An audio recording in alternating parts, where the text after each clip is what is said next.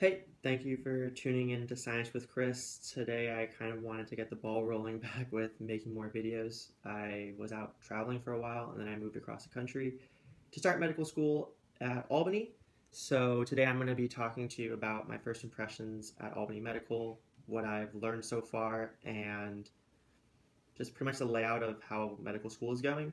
I'll probably be making a video like once every 2 weeks, kind of updating my views, my impressions, and the pros and cons of like what's happening in my schedule through medical school.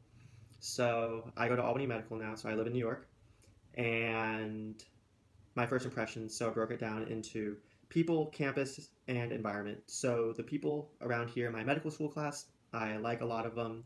From the ones that I have met, we're a class of 143 people, and a lot of interesting people there, really fun people that I would like enjoy hanging out with, and I've enjoyed hanging out with for the past few weeks. So it's really cool on that front.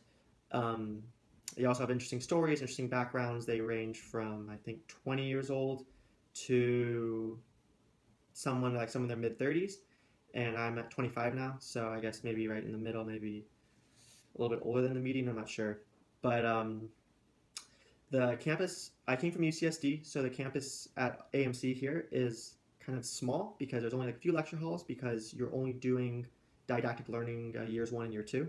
So you have a few lecture halls there. They seat around, I don't know, 200 something people. Um, so it's a bit small, but sufficient at the same time because you don't need all the lecture halls like you did at undergraduate university. It's attached to a hospital, so you're like walking. You can walk through parts of a hospital as you're going to the medical school, but they are segregated in and of itself, even though they're under like kind of like a huge building. And the last part is the environment. So this is interactions with other medical students or the PAs that are also there or farm students. Um, Everyone's helpful and friendly, just like everyone in my class. No one's trying to undercut you or push you down when you're trying to get to the top. So at least right now in these first few weeks, it seems like everyone's like one big happy family. So we'll see if that progresses or maintains throughout the rest of this year. So my schedule, so medical school schedule. So yesterday was actually our first midterm. I don't know how I did. It was all multiple choice.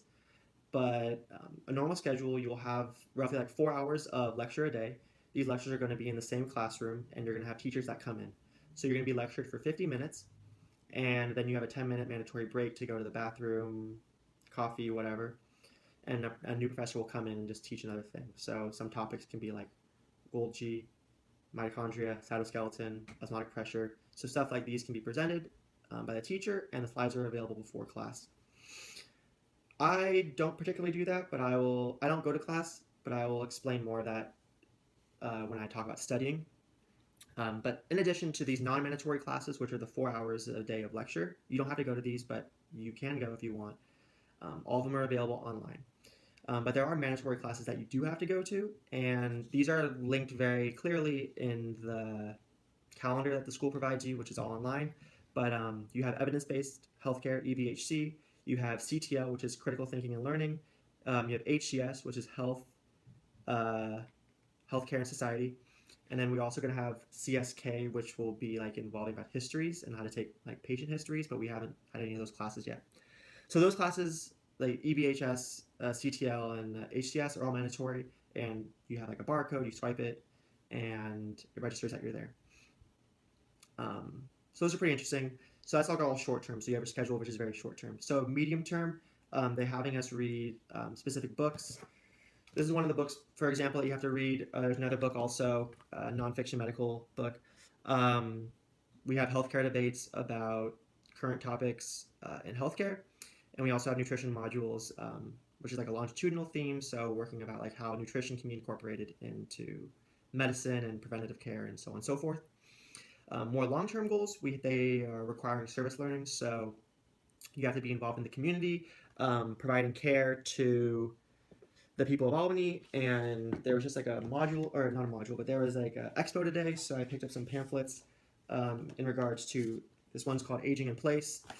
This one is community caregivers, and then this one is the Prince Home one. I'm into geriatrics, so I picked up these that are focusing on more geriatric care. For me, this is way more interesting, and I feel like I would make a better impact in these areas. So yeah, so there's that. Also for schedule outside of school, there's plenty of time for gym. The gym here is called, or there is a gym here called Albany Strength, which is one I attend, and it's like 170 US dollar per year, so it's incredibly cheap, and you can go 3 to 4 times a week, 3 to 4 times every 7 days. At least that's for me. Like I feel comfortable doing that, so it's definitely feasible, like with anyone's schedule. And this is including time to relax, watch video, watch YouTube, like listen to music, hang out with friends, check out new bars, go to concerts, stuff like this. So there's plenty of time, at least right now, in my schedule. So that's always a good thing. But now finally to studying, which is like a big portion of my day. Um, so as I mentioned before, the lectures are video podcasted or so video casted, so you can watch them wherever you want. And so what I do is I watch them in the library at school, put in my headphones. And the good thing about this is the videos can be watched at 0.5, 1x, 1.4, 1.6, and 2. So you can watch it at your own speed, pause, play whenever you want. You can text during this without it being disrespectful. And you can like pause while you're writing notes so you don't have to try and balance the teacher talking from you writing notes. So this I find to have the biggest utility for me in my learning style. So I usually do this method, and then every 90 minutes, me and one of these guys in my class called Suf, or Chris Souflaris technically, we every 90 minutes we stop and we do a shuffleboard game for like 20 minutes, and so we can just study for forever doing that because we're always taking these breaks. Um, Let me think what else about studying. All that's pretty much online. They give us these bad boy computers. They throw on this program called OneNote. OneNote is like the sickest thing ever. Oh my gosh. I'm not a huge Windows person or like a Lenovo or anything. I'm a huge Mac person. But that's a dope program. So props to that.